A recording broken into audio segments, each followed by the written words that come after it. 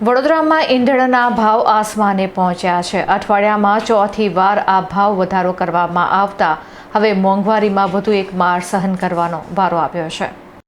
શહેરમાં પેટ્રોલનો ભાવ પ્રતિ લીટર 101 રૂપિયા અને 47 પૈસા અને ડીઝલનો ભાવ 97 રૂપિયા અને 57 પૈસાના સર્વોચ્ચ સ્તરે પહોંચી ગયા છે।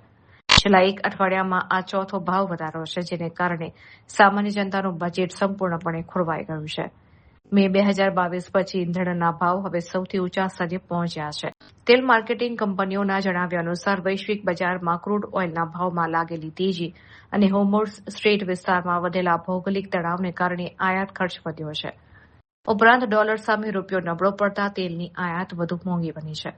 સરકારી કંપનીઓની સાથે નાયરા એનર્જી, શેલ અને જીઓ બીપી જેવી ખાનગી કંપનીઓએ પણ આ નવો ભાવ વધારો અમલમાં મૂક્યો છે। પેટ્રોલ ડીઝલના ભાવ વધવાની સીધી અસર ટ્રાન્સપોર્ટ અને કૃષિ સેક્ટર પર પડશે। તેને કારણે આગામી દિવસોમાં શાકભાજી, દૂધ અને રોજિંદી જીવન જરૂરી ચીજવસ્તુઓ મોંઘી થઈ શકે છે। 15 મે બાદથી ઈંધણના ભાવમાં સતત થઈ રહેલા વધારાને કારણે મધ્યમ વર્ગના પરિવારોમાં ભારે ચિંતા અને રોષ જોવા મળી રહ્યો છે।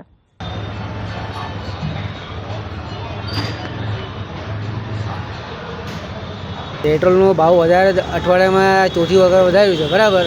ઘડીથી એ કરવાનું આપણે સામાન્ય માણસને કેટલી તકલીફ પડે? સામાન્ય માણસ છે, અમને બહુ તકલીફ પડે છે।